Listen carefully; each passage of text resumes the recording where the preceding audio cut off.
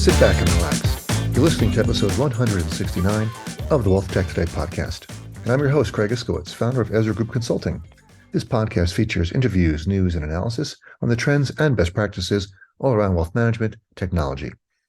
This episode is part of our ongoing series focused on advice engagement, which is a fast-growing category on the Keats's Ezra Group Advisor Tech Map, which you can find at keatses.com. I had a great conversation with today's guest, Adam Holt, founder and CEO of AssetMap. Adam built the first version of AssetMap back in 2013 for his own planning firm, as he was frustrated that the long research-backed reports he was preparing for client meetings didn't seem to engage them or provide any clarity. He saw a need for an easy-to-understand overview of clients' assets, liabilities, expenses, and income that was all on a single page.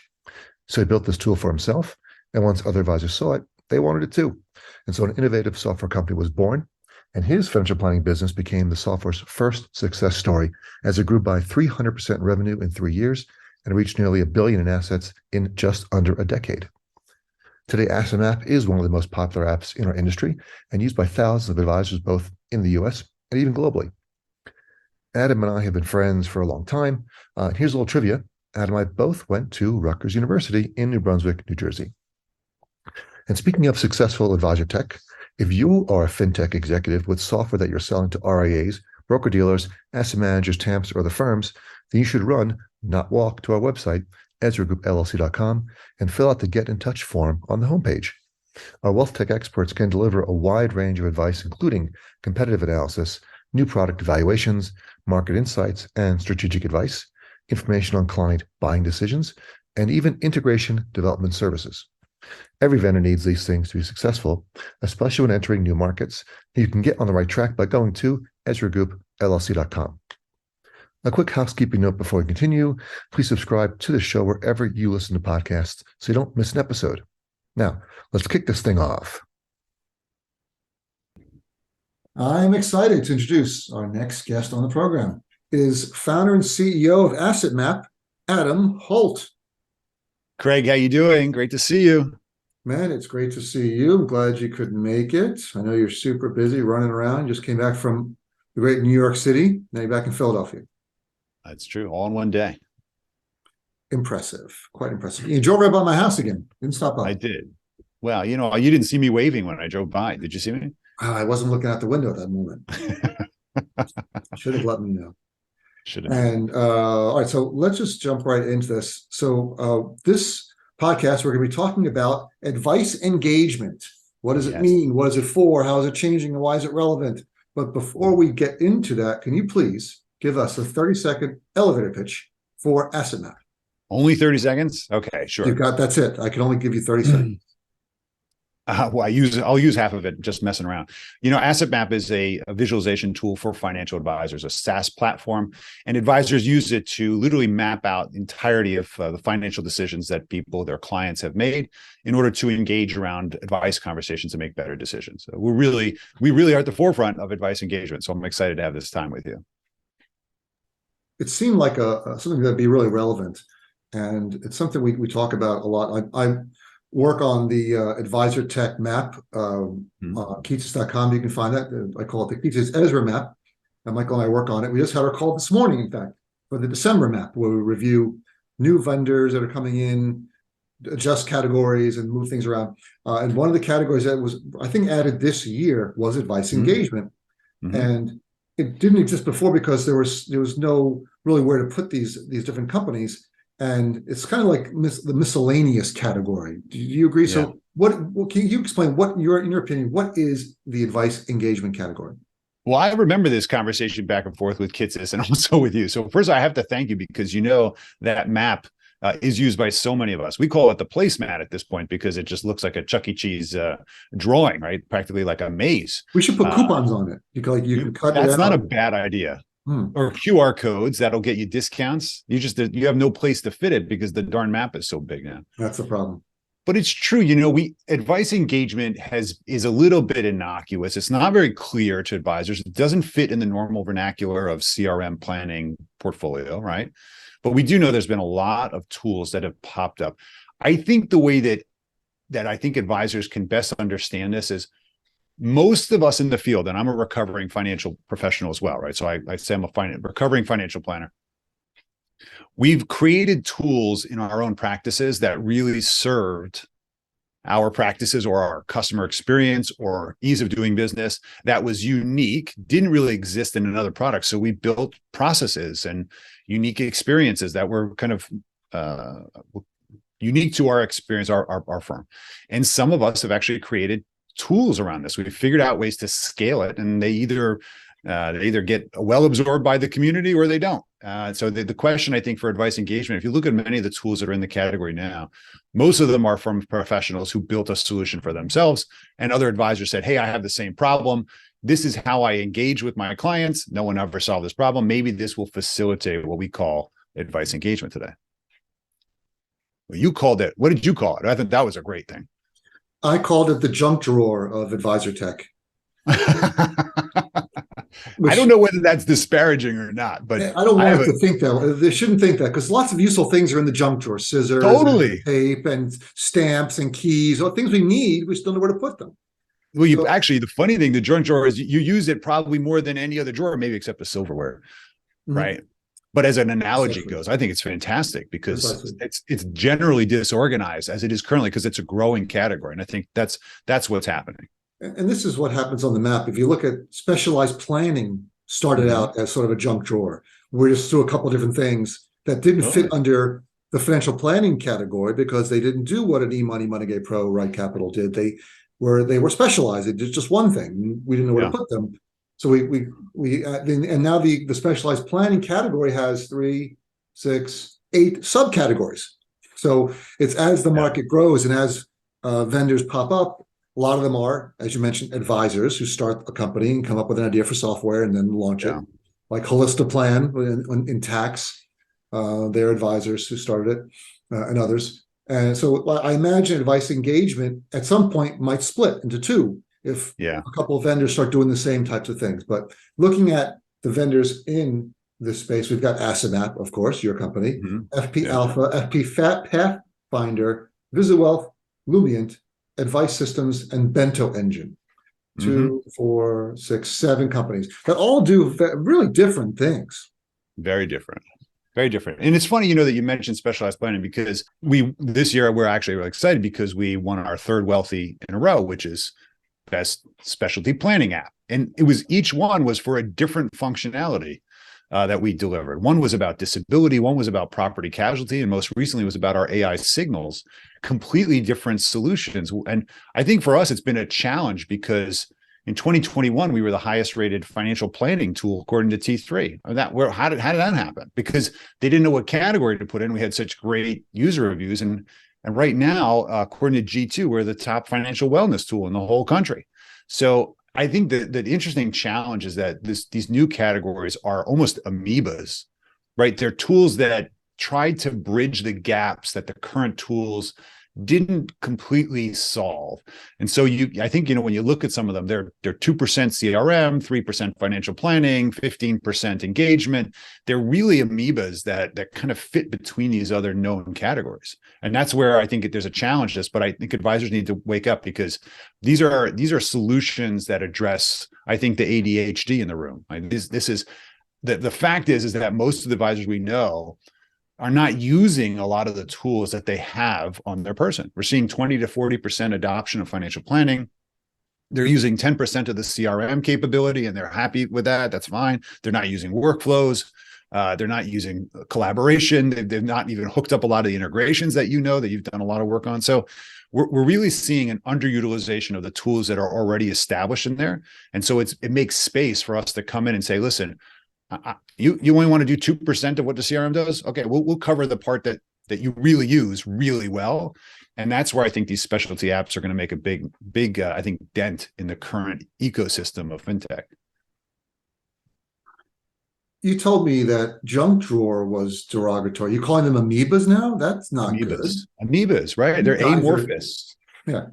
We fit between a bunch of other tools. And I think you've done this great work at Ezra on integration mapping, try to figure out who's actually integrated with each other and who has the capacity to do it. And I think that's going to really be a big make it or break it for a lot of the advice engagement tools, and of course, next gen tools that are coming out, is can they integrate with your existing ecosystem? Does it really matter that I only use 10% of my CRM?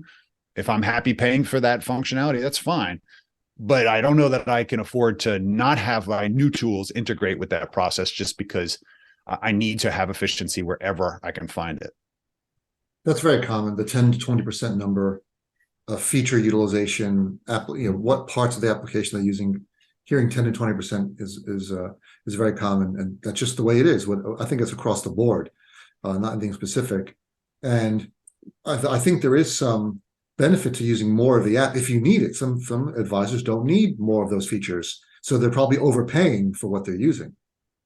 Yeah, that's true. Isn't that true though with every technology? I mean, if I look at my television has the capacity for 1,000 channels. I watch 3 channels.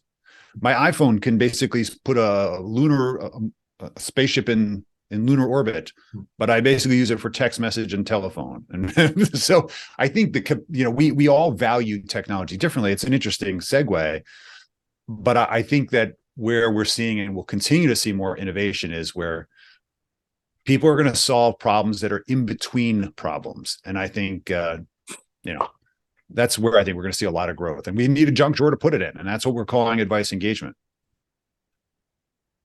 I was interviewed by Investors Business Daily about advisors starting their own software companies. And what advice I have for them. And my advice was, don't do it. Now that doesn't mean it's helpful, because obviously we wouldn't have a lot of the cool products we have now, but in general, it's very few advisors who have software ideas actually can build a successful software company, because as you know, as a successful software entrepreneur, it's one of the hardest things in the world to do. And the idea itself is 1% of the business. Everything else is execution, marketing, sales, support, grinding it out, putting in the years of effort to deliver. Mm-hmm. So while I would encourage, I would love more innovation in our industry, I would just say in general, advisors who think I got a great idea for software, most likely it's not that great an idea, and you're probably not going to be able to build it yourself and launch it as a product. Yeah, that's unfortunately true. Where were you, 10 years ago when I decided to do this? I mean, granted, at the time I didn't have children. It was, I could take risk. I used all my own capital, so I didn't have to apologize to anybody. Yeah. And I think I was in a unique situation to do that. But you're right. That execution is critical, and that's why you need to have skilled people. I think looking back, because you brought it up, what I realized I didn't have, and where I wasted enormous amount of money and time, is I just didn't have the skill set, and I didn't have the people who knew the market. So I had to muscle through it, as many entrepreneurs can relate, because I just had to keep throwing capital and time on it, because I didn't know what I didn't know. And that was, now I can kind of look back and say, well, I wish I knew that. But that maybe is the journey of being an entrepreneur. And I've been trying to help a lot of other companies get through this so that they can learn from at least what experience I had. That's really fun for me. Back to advice and the advice engagement product category. Why is it relevant? So it's interesting because there is a thread besides being in the junk drawer that I think joins all of these. I mentioned one of them, which was the fact that there's a lot of holes in our typical practice management experience, especially as it relates to client-facing side. I think we've done a pretty good job as an industry solving the back office, from opening accounts to CRM workflows to portals. I think we've done a lot of the practice management stuff. Where we really have been lame is in the customer-facing advisor, we'll call it, I tend to call it advice engagement, but lifting the advisor's capacity to deliver their own intelligence, or what I call advisor intelligence, in real time. And that AI, or reframing of the AI, is really rare. We've used financial planning for years almost as a sales enablement tool. Think about it this way. I come to you, I use financial planning to justify why you need to make some changes. I've got mathematical evidence by this 90-page booklet that I made for you and 15 hours of work and research. And ultimately, it tells you that you should allow me to manage your money. Okay, that's the conclusion, is that I'm going to manage this better than you because I know what I'm doing. I've done the research. And let's be honest, financial planning was a big part of the sales enablement process for investment advisors, and even insurance and banking and all of us. And you see this huge movement towards financial planning, right? We think that that's actually changed, and we're already starting to see that, is that what really matters is for the human advisor to build more relationship, show more empathy, be proactive, bring ideas to the table that the client didn't think to ask, show that they're on their team in a leadership way, even if it's about topics that they don't actually monetize. Like, for example, an investment advisor bringing a tax advisor into the conversation, say, we're going to have a conversation about tax, or we're going to talk about insurances, or I'm going to have a banking professional in our meeting. We're going to actually facilitate a holistic conversation. So when we talk about advice engagement, here's the thread. All the companies that you mentioned all help the advisor deliver more contextual advice and guidance to the client in different ways. Here's my example. Asset Map, as you already know, builds this visualization, fully interactive, and it becomes a framework to discuss holistically all the stuff you're doing today and whether it makes sense. It enables the advisor to ask the question, does this make sense? Should we do this, more of this, less of this? Should we have 10 IRAs? Should we have this insurance and trust? Should we do this, not do this?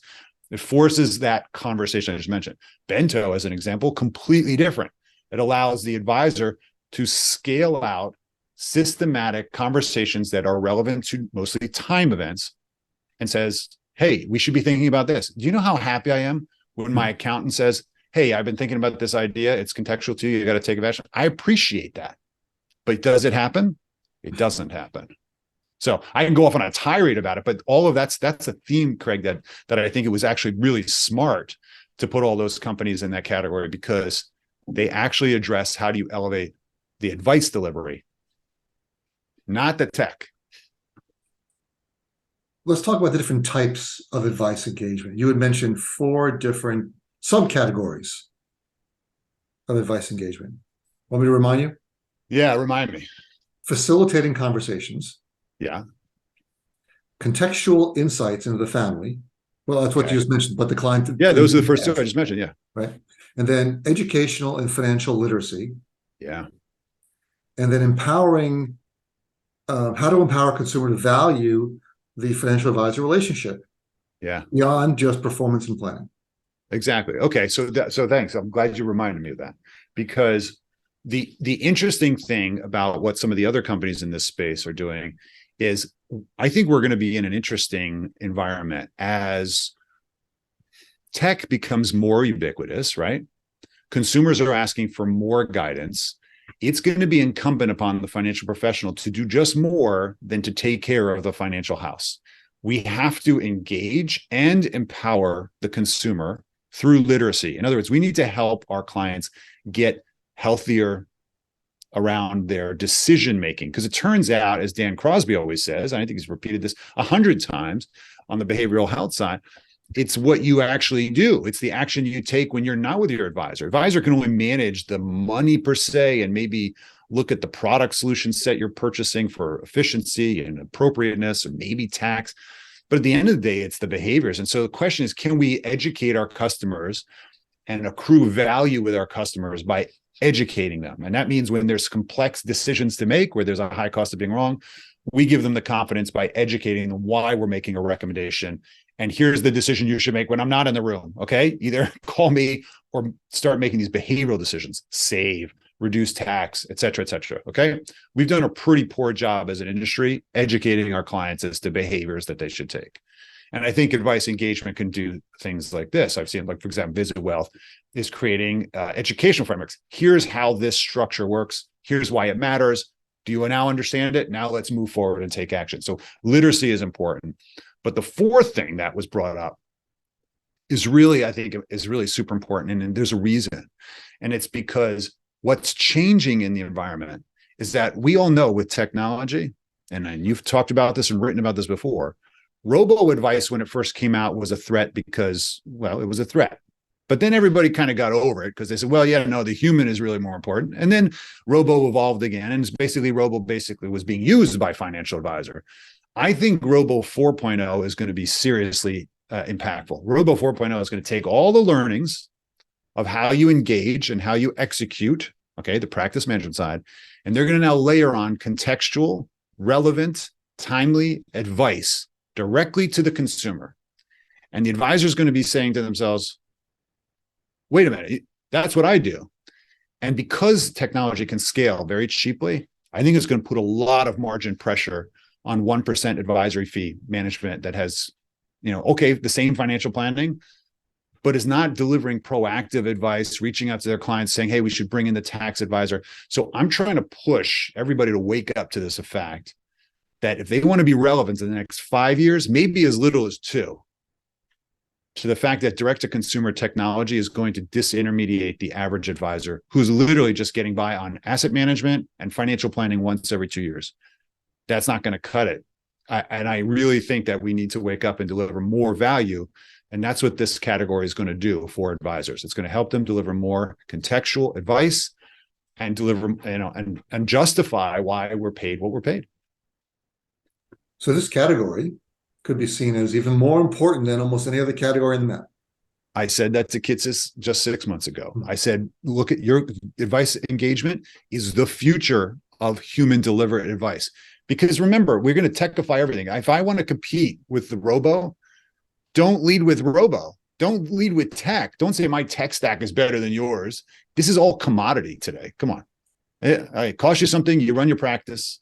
It's like saying your forklift is better than my forklift. Okay, it's a factory. Can I get my product, the right product to the client? Can I deliver a customer experience that they value, appreciate, and want to refer? Right?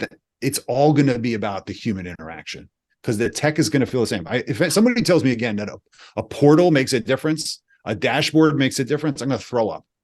Like, please stop it. The clients log in the first time, they never log in again. That's not the differentiating factor of why they stay with you. It's relationship. It's empathy. It's these people know my family. They've been with me for X number of years. That's what's keeping people with advisors. And we're going to have to double down on that. Another consultant that I greatly respect her is Kristen Schmidt from RIA Oasis. Sure. And one of the things she says is a client portal is not the client experience. It's just one aspect of it. Thanks, Kristen. And she's right. Right. So just putting out a portal doesn't mean they're going to use it. It's not the whole of the experience. You really need to think about holistically what your client interaction is, what your relationship is to your clients. Now, granted, if you have a bank, if the only interaction you have with your bank personally is the banking app that's on your phone, then actually the portal is the bank. Right. Mm-hmm. I'm just using them that's how I execute the simple commodity tasks that I want to do.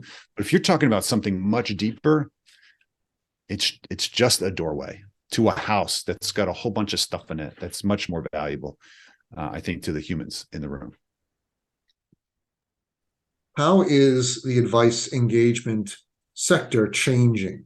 Besides the way you want to change, right?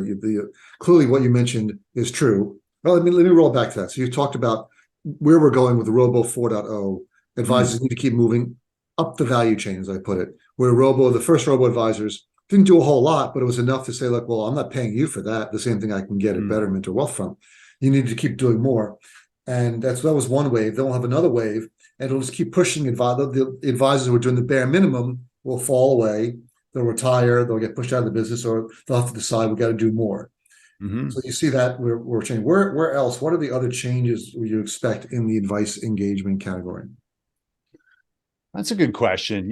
One of the things I would tell you that I'm seeing is because we now have clients all over the world using Asset Map and in multiple currencies and so forth. And we're seeing the same general trend, which is a lot of organizations, not always investment management, but inclusive of banks, credit unions, insurance brokers, property and casualty brokers, CPAs, all want to migrate into the advisory space. Why? Great margins, great lifetime value of the client because they tend to be long-term sticky.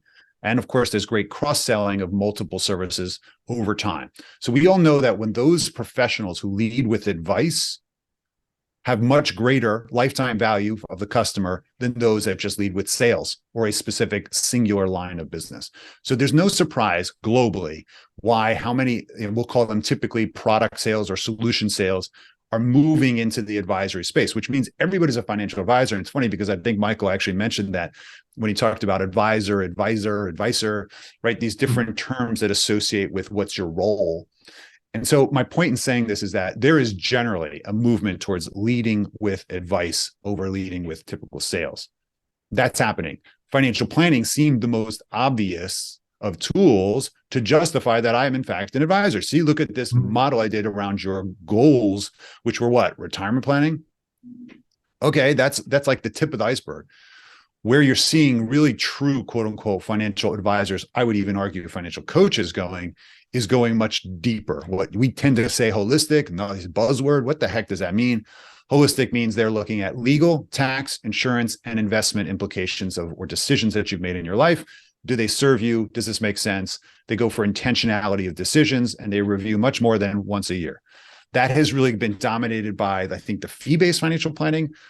But now, if you're going to say that you're really an advisor, I think we're going to see mass market movement to how they can deliver more humanity advice. The challenge is going to be, Craig, as we can all figure out, is that we're going to see technology that can do a lot of this as well, because they're just going to model the actions that an advisor should or could take and workflow it. And consumers are happy to get a text message that says, hey, maybe you should increase your wealth contribution because we see that your income is raised because we aggregated your funds. And oh, wow, my own advisor never even calls and tells me that. My tax accountant tells me that after it's too late and I can't even do it.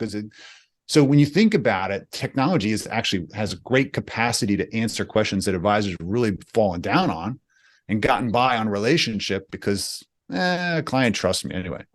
So if you ask me really what I think is going to happen with advice engagement, we're going to see more tools that allow the advisor to lift the deeper meaning. Lumient is an interesting example of that. I think Elements is also, even though put in the financial planning category, I think these things that try to start to get to the real psychographic reason for why we're making decisions, I think they're going to gain a lot of steam because I think we need to know the meaning of money and why is really going to be important. So values, and of course, values-based investing, we know is getting more and more steam. I think you'll see more technology around this. So the one thing that I like to say is that Michael Keats did a presentation comparing the advisors of today to travel agents pre-internet. I remember that. And then when the internet came, it didn't put all of the travel agents out of business. It just put about 3/4 of them out of business. But a quarter of them stayed in business and thrived. And I think the stats show that the average revenue of travel agents, of the ones who survived, went up by 4x. So they captured all the other revenue that all the other travel agents had, plus stuff.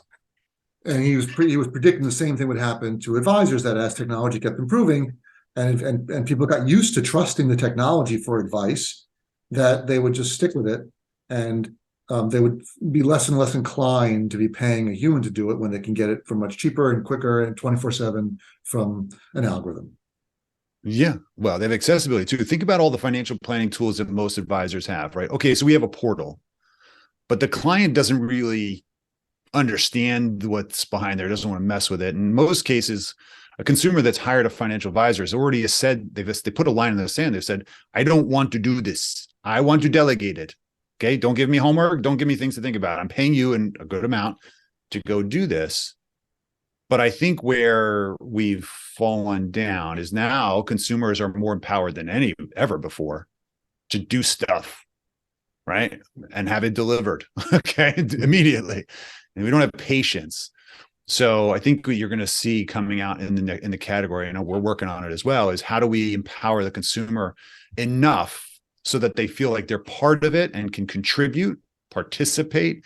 This is not a completely delegated experience. In other words, your health should not be delegated to your doctor. It's a doctor's fault. Your health should be worked with a doctor as an advocate to help you make better behavioral decisions so that you have a healthier life long-term, right? Isn't that the point? But that's not how we use it. It's not how we use attorneys. It's not how we use accountants. And it's clearly not how we're using advisors. Consumers have delegated the responsibility to the advisor and hope they do better than me. They make better decisions than me. Turns out that's actually backwards. And unfortunately, because we haven't helped people with literacy, they're disempowered constantly. And I think there's a next generation that is definitely showing that they want to be involved, and it's whether it's millennial or Y. And they're saying, don't keep us out of the story. We want to learn. We want to grow. We want to create wealth and security. And I think they're pushing everybody, at least on the tech side, to wake up to the fact that we're not going to be able to get by with what we got back with the boomers for years, which was just, I trust Joe. I've been with Joe for 40 years. And that was good enough, right? There's a great book called What Got You Here Won't Won't get you Get there. You There. Yeah, you're right. So similar things. And that works in every industry. I mean, you and I come from opposite backgrounds. You were a financial advisor. I have a degree in computer science. I was a programmer, Mm, a network engineer. So I come at this from the technology point of view.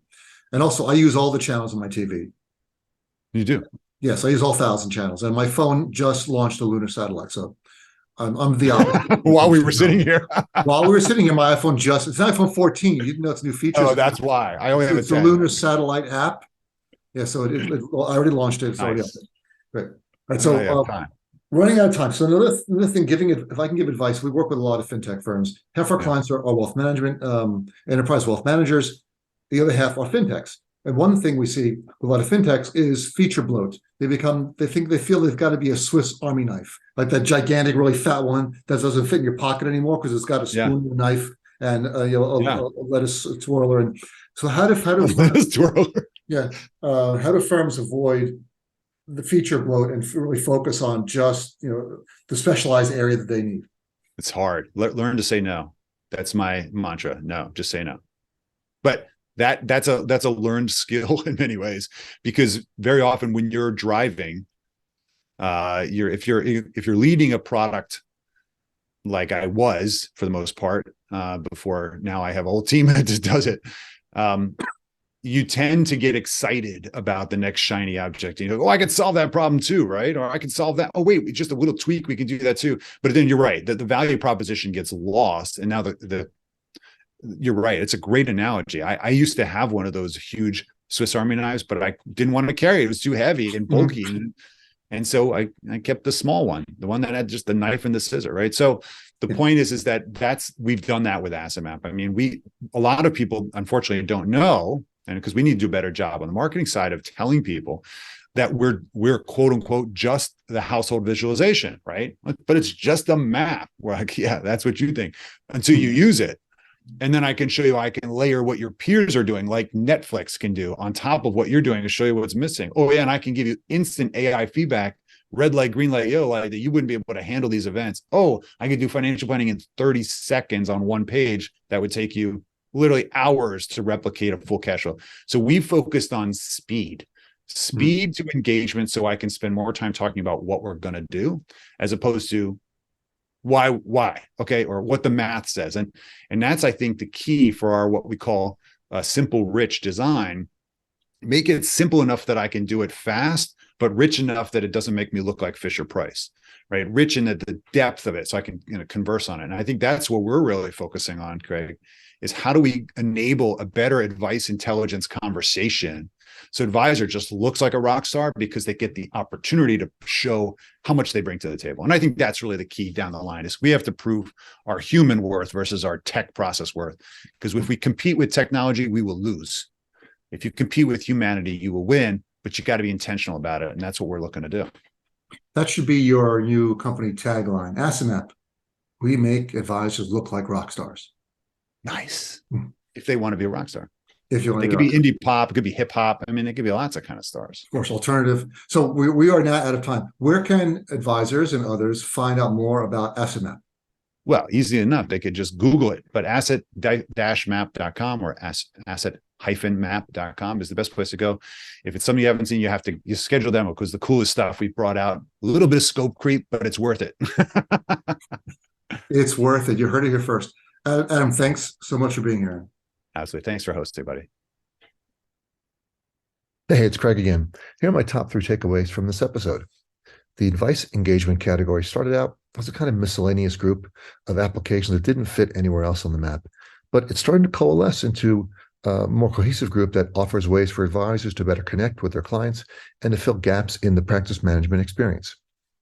Number 2, some of the types of advice engagement applications include those that facilitate conversations, those that offer contextual insights into a household, but the clients didn't think to ask those questions themselves, those that are educational and financial literacy driven, and finally, those that empower consumers to value the financial advisor relationship deeper than just performance and planning.